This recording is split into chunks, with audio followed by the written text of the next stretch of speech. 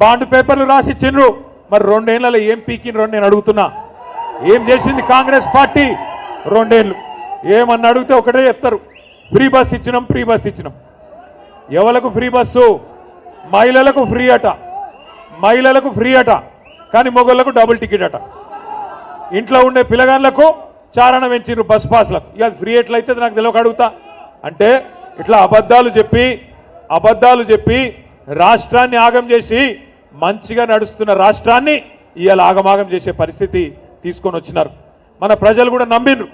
కేసీఆర్ గారు 2000 పెన్షన్ ఇచ్చిండు కదా, మరి ఈయన చెప్తున్నాడు కదా 4000 ఇస్తా అని. ధనిక రాష్ట్రం కదా, ఇస్తాడేమో అనుకున్నారు. మరి ఎక్కడ పోయింది ఇవాళ ధనమంతా? ఎక్కడ పోతుంది అంటే ఢిల్లీకి పోతున్నది. ఢిల్లీకి పోతున్నది. ఇలా నిజంగా మహబాద్కి ఇక్కడికి వస్తుంటే కవితమ్మ ఫోన్ చేసింది. ఎంపీ గారు ఫోన్ చేసి మన అధ్యక్షురాలు ఫోన్ చేసి అన్నది, అన్న కాంగ్రెస్ వాళ్ళు కూడా ఏదో కార్యక్రమం పెట్టుకున్నారు, పోలీసు వాళ్ళు అంటున్నారు ఈ రోడేమట వద్దు, అట్లా నెల్లి కుదురు మీకెళ్ళి తిరిగి రమ్మంటున్నారు అని అన్నది.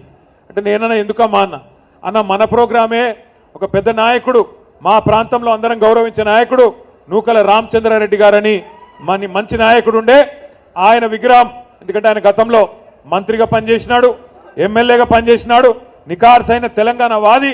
నిజానికైతే అప్పుడెప్పుడో 1970వ దశకంలోనే ముఖ్యమంత్రి కావాల్సిన స్థాయి ఉన్న నాయకుడు రామచంద్రారెడ్డి గారు.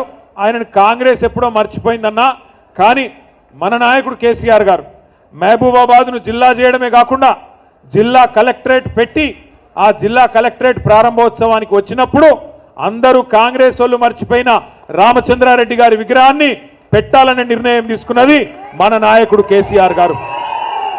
కేసీఆర్ గారు నిర్ణయం తీసుకొని రామచంద్రారెడ్డి గారి విగ్రహాన్ని అధికారికంగా పెడుతున్నామని చెప్తే, ఏ రామచంద్రారెడ్డి గారు అయితే నిజాయితీగా ఆనాడు నిజాయితీగా బతికిండో, ఏ రామచంద్రారెడ్డి గారు అయితే కాంగ్రెస్ అధిష్టానానికి డబ్బులు ఇవ్వకపోవడం వల్ల ముఖ్యమంత్రి కాలేదో, ఇలా ఆ రామచంద్రారెడ్డి గారి విగ్రహాన్ని ఢిల్లీకి మూటలు మోసే సన్నాసులు కొంతమంది ఇలా ఆవిష్కరిస్తున్నారని చెప్పి ఇప్పుడే ఇక్కడికి వస్తే చెప్తా ఉన్నారు.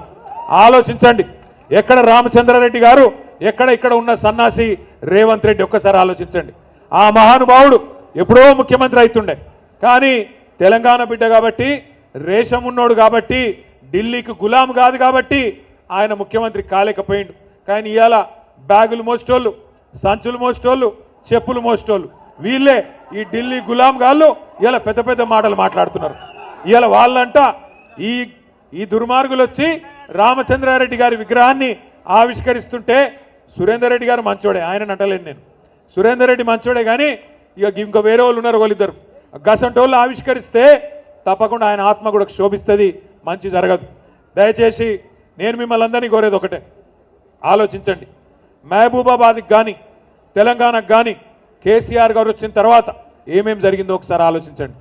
తెలంగాణ రాష్ట్రం తెచ్చిన నాయకుడు, మీ ఆశీర్వాదంతో మీ దయతో 2 సార్లు ముఖ్యమంత్రిగా చేసిన నాయకుడు.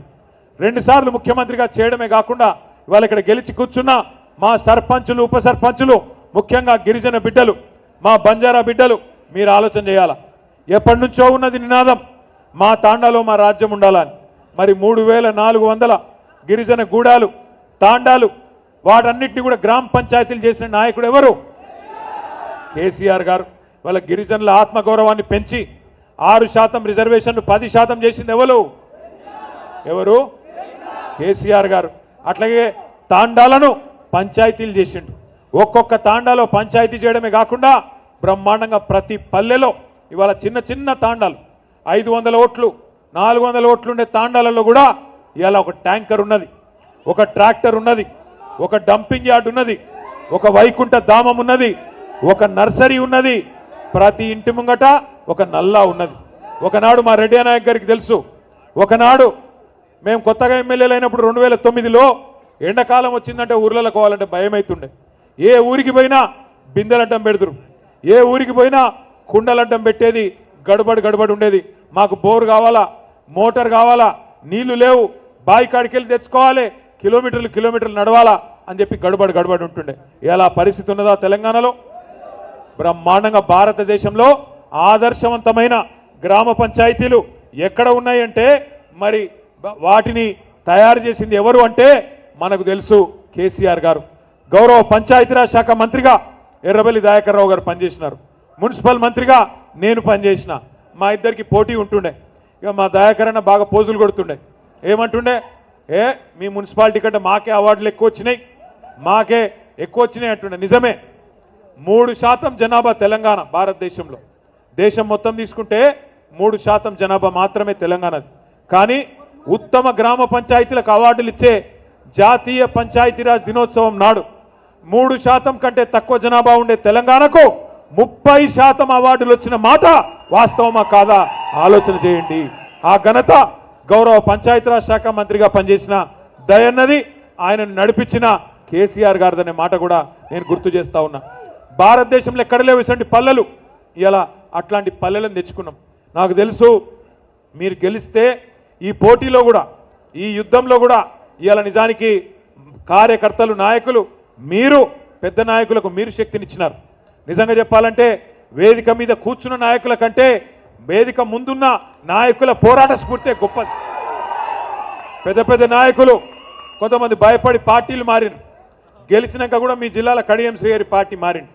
కానీ గ్రామ స్థాయిలో ఉండే నాయకులు కథానాయకులై ఒక్కొక్కరు ఒక్కొక్క కేసీఆర్ తీరుగా ఈ 2 ఏళ్లలో అద్భుతంగా కొట్లాడింది. పోయినసారి లగచర్ల గురించి మొత్తం రాష్ట్రంలో మీటింగులు పెడదాం అని ఆలోచన చేస్తే మా సత్యవతి రాథోడ్ గారు, మా కవిత గారు, శంకర్ నాయక్ గారు, అన్నా గిరిజనుల అడ్డా ఇది, మహబాద్ జిల్లా, మా రెడ్డి నాయక్ గారు కూడా మీరు ఇక్కడికే రావాలని చెప్పి అద్భుతంగా ఒక 25-30 వేల మందితోని మహబాద్ దద్దరిల్లిపోయే విధంగా అద్భుతమైన కార్యక్రమాన్ని ఇక్కడనే ఏర్పాటు చేసినారు. ఆ దెబ్బకు కాంగ్రెస్ ప్రభుత్వం వెంటనే లగచర్ల నోటిఫికేషన్ కూడా రద్దు చేసి ఆ జైల్లో పెట్టిన గిరిజన బిడ్డలను కూడా విడిపించాల్సిన పరిస్థితి వచ్చింది. ఇవాళ కూడా ఇక్కడికి వస్తుంటే గుండె నిండా సంతోషంగా ఉన్నది. గెలిచిన ఎన్నన్నది కాదు లెక్క, 130-140 గెలిచినాం, పర్వాలేదు. మిగిలినవి కూడా కొన్ని వాళ్ళు తొండి చేసుకొని గెలిచినారు. వాళ్ళు 10-20 వాళ్ళు మనం గెలిచినవి కూడా వాళ్ళ దానిలో కలుపుకున్నారు.